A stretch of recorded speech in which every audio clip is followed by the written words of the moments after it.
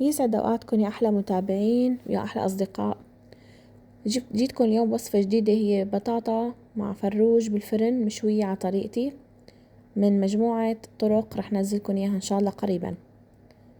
هاي طريقة بطاطا بتتبيلة دبس الفليفلة، دايبة نيفة والريحة والطعم لا تقاوم.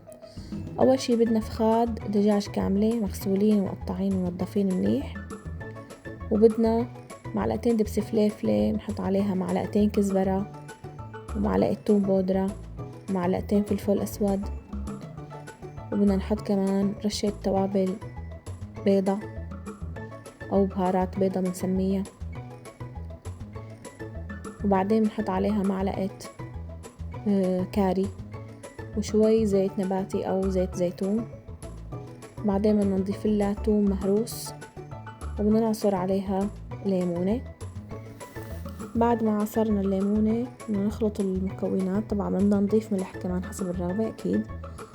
بنخلط المكونات لحتى يختلطوا منيح ويصير قوامهم متجانس، وبنتبل فيهم البطاطا والدجاج.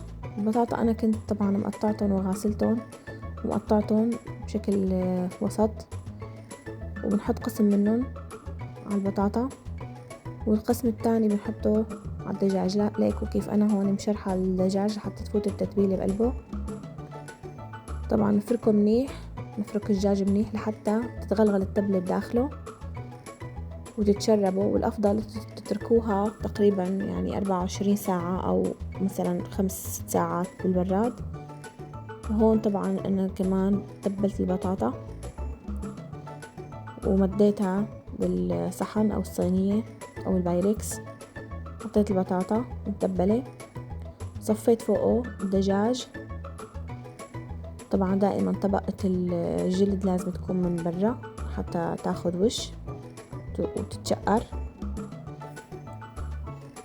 هون طبعا أنا بعد ما دهنت بقية التتبيلة بالدجاج كنت محامية الفرن على درجة حرارة 250 من تحت ومن فوق، وبهاي اللحظة رح أحط عليها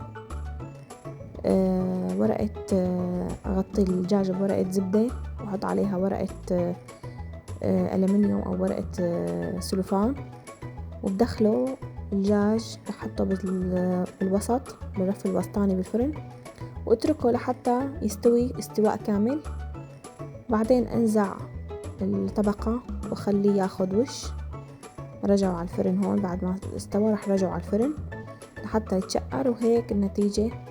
الوصفة رائعة والريحة بتجنن. بتمنى تدعولي على هالوصفة وتشتركوا بقناتي على اليوتيوب مطبخ هبة الشرقي. شكرا لكم ومتابعتكم، يعطيكم العافية.